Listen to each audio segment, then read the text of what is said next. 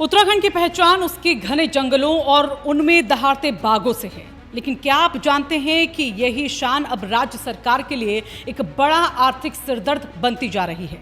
जी हां, हम बात कर रहे हैं उत्तराखंड के उन रेस्क्यू सेंटरों की जहां उन बाघों और गुलदारों को रखा जाता है जो या तो घायल हैं या फिर आदमखोर घोषित किए जा चुके हैं। एक तरफ हम वन्यजीव संरक्षण की बात करते हैं, लेकिन दूसरी तरफ इन शाही कैदियों को पालने का खर्च अब करोड़ों में पहुंच गया है।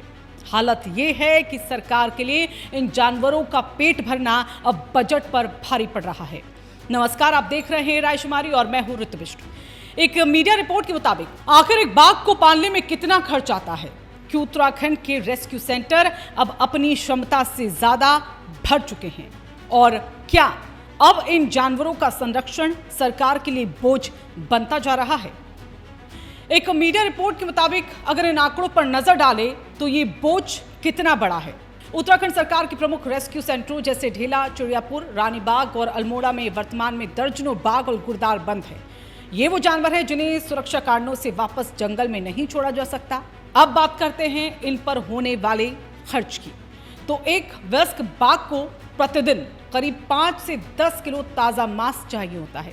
इसके अलावा उनकी नियमित मेडिकल जांच होती है, दवाइयां और फिर बाड़ी की साफ सफाई। और एक रिपोर्ट बताती है कि एक बाघ के रखरखाव पर सालाना करीब 20 लाख रुपए का खर्च आता है। अगर किसी सेंटर में 15 बाघ हैं तो आप खुद इसका अंदाजा लगा सकते हैं कि सिर्फ भोजन और दवा पानी में ही सालाना 3 करोड़ रुपए का खर्च हो जाता है। उत्तराखंड वन विभाग के सामने सबसे बड़ी चुनौती ये है कि इन केंद्रों में जानवरों की संख्या लगातार बढ़ रही है। जैसे जैसे मानव वन्यजीव संघर्ष बढ़ रहा है, वैसे वैसे पकड़े गए जानवरों की तादाद भी बढ़ती जा रही है। लेकिन सरकार का बजट उस अनुपात में नहीं बढ़ पा रहा। ढेला रेस्क्यू सेंटर का बजट ही लगभग 2 करोड़ रुपए सालाना है। वहीं चिड़ियापुर और अल्मोड़ा के लिए भी करोड़ों की दरकार है। यहाँ एक और दिलचस्प बात है, लेकिन चिंताजनक भी। जंगल में एक बाघ की औसत उम्र जो है वो 10 से 12 साल होती है, लेकिन रेस्क्यू सेंटर में सुरक्षित माहौल और फिर समय पर इलाज मिलने के चलते ये 18 से 20 साल तक जी रहे हैं। यानी सरकार को उनकी पेंशन और देखभाल का खर्च उम्मीद से कहीं ज्यादा समय तक उठाना पड़ रहा है। अब सवाल ये उठता है कि पैसा आएगा कहां से? केंद्र सरकार और कैंपा फंड से जो पैसा मिलता है वो ऊंट के मुंह में जीरे के समान साबित हो रहा है। क्या यही वजह है कि अब वन विभाग इन रेस्क्यू सेंटरों को टूरिज्म स्पॉट में बदलने की तैयारी कर रहा है?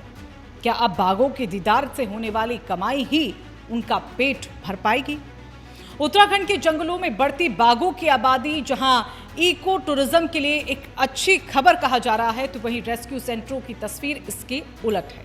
रानीबाग रेस्क्यू सेंटर हो या कॉर्बेट का ढेला, हर जगह क्षमता से ज्यादा जानवर रखे गए हैं। विभाग के अधिकारी दबी जुबान में इस बात को स्वीकार करते हैं कि बजट की कमी के चलते कभी कभी बुनियादी ढांचे के रखरखाव में भी दिक्कत आ जाती है। वन्यजीव विशेषज्ञों का यह भी मानना है कि अगर सरकार ने इस पर जल्द ही कोई ठोस नीति नहीं बनाई तो ये केंद्र केवल एनिमल जेल बनकर रह जाएंगे, जहां संसाधनों की कमी जानवरों के लिए घातक हो सकती है। वन्यजीव संरक्षण कोई एहसान नहीं है, बल्कि हमारी जिम्मेदारी है। लेकिन इस जिम्मेदारी को निभाने के लिए इच्छा शक्ति के साथ साथ ही धन शक्ति की भी जरूरत होती है। उत्तराखंड सरकार को अब लीक से हटकर सोचना होगा।